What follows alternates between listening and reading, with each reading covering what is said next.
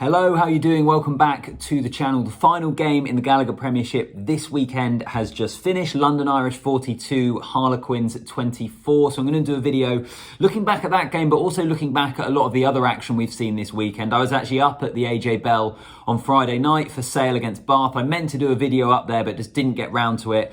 So I thought I'd do one kind of looking back at all the games this weekend and a few different talking points. A little bit more of a general one, but trying to cover off all of the Gallagher Premiership this weekend. So if you are new here, do subscribe to the channel, like the video and drop a comment down below on any of the points I raise and anything else, because there'll be loads that I don't get round to mentioning. All right, let's get into it. So a really good win for London Irish. I'll start with the game that's just finished on the Sunday, and then I'll probably go back to Friday night and work my way through. But a really good win for London Irish. Harlequins' slide I'll come on to in a minute, but that seems to be continuing. But London Irish kind of displaying what we know they can display when they get their game right. Burst into a 14-0 lead well inside the opening 10 minutes, played some really good stuff, scored some really, really good tries. We know that they're capable of doing that, especially at home, and they did it against their rivals in southwest London. So overall, I thought it was a really good game. It was all a little bit bonkers.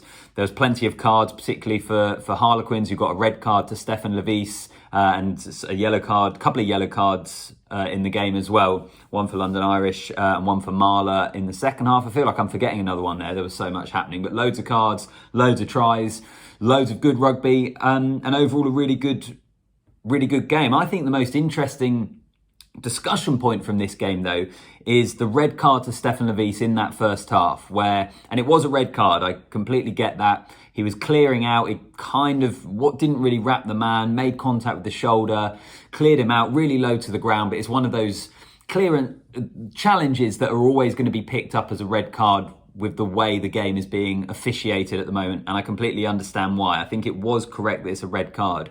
But I would also emphasise the point, and Ugo Monye was kind of saying this on commentary on BT Sport, just that it needs to be a bit more of a two-way discussion about how we make the game safe, because it was a clear out on Cunningham South. And for me, Cunningham South, I don't even know what he was doing at the breakdown. He obviously had the intention of going in to try and win the ball, but he lost his footing. He was basically just falling on top of the ruck, off his feet, and then he got cleared out and there was contact to his head with the shoulder. So that's why I understand it's a red card. I'm not saying it shouldn't be, but I just wonder, maybe we need to develop our conversation around this and develop how we look at these situations, because to me, I just looked at it and I thought, that's not good enough. If we want the game to be safer, you can't just lose your feet, fall on top of the ruck. So I don't know, let me know what you think in the comments, but that was kind of what I took away from that situation. But I do think it was a red card.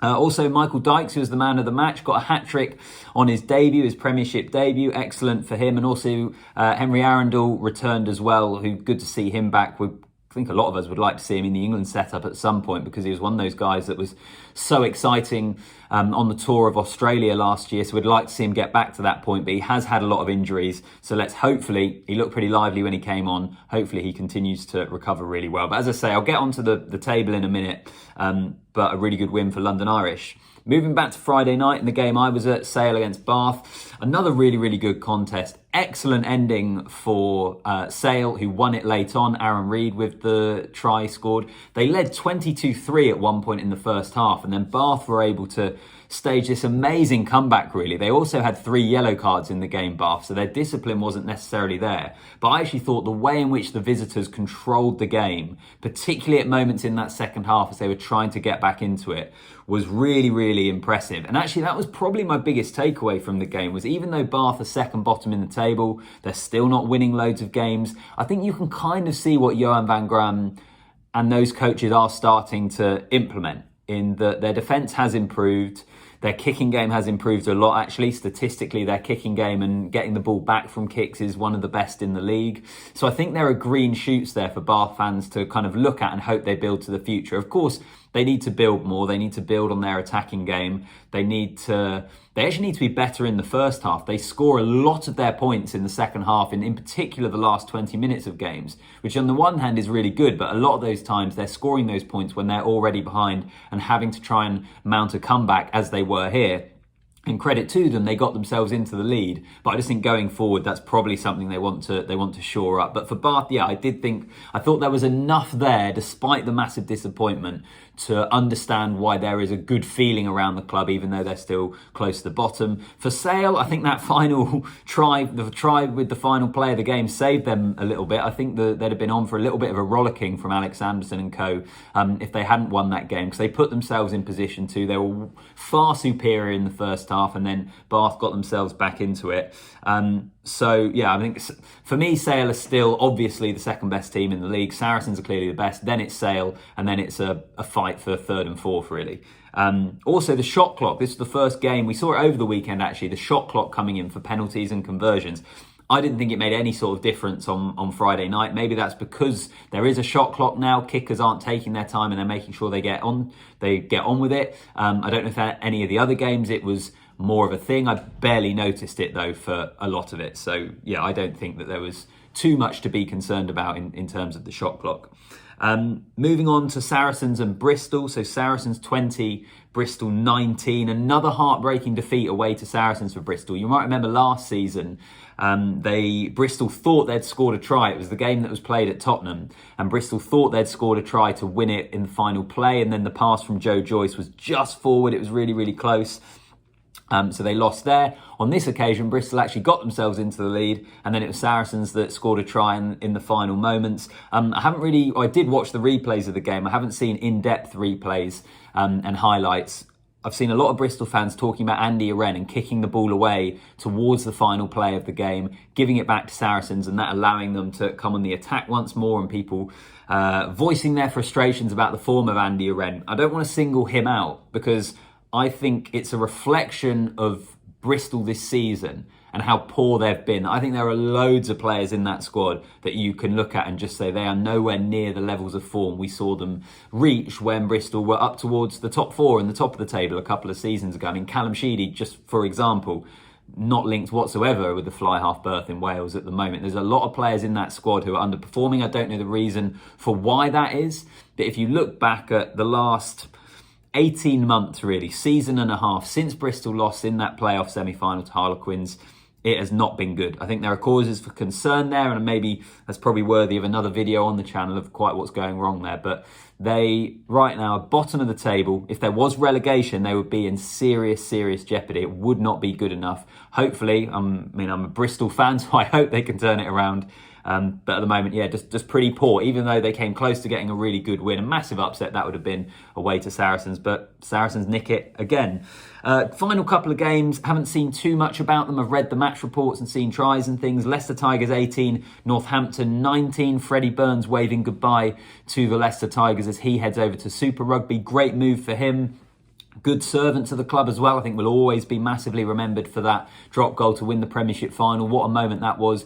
Good bloke as well. Great character. So disappointed to see him go. And Leicester continue just to, I don't know, they're kind of that mid-table side, aren't they, this year? We wondered whether they would get themselves back on track. We wondered how Steve Borthwick and Kevin Sinfield leaving would affect them, which of course is a big holes to fill. But I'm just starting to think, I just don't know whether Leicester are going to be able to get themselves in the top four. I don't know. Let me know what you think down below. But Northampton, their first away win, well, pretty much their first away win in the Premiership this season. They did win away back near the start of the season at Wasps, but that doesn't now count because Wasps went out of administration. So they've been poor away from home, managed to get the job done against their rivals, get the bragging rights there as well. So decent win for Northampton. And then Exeter as well, they got the victory at home to Gloucester 24-17. The match report I've just read has basically suggested wasn't a particularly good game, pretty attritional, and nothing too much to write home about, but it's a good win for Exeter. In terms of what it means for the table, Saracens are way out in front, Sale are comfortably second,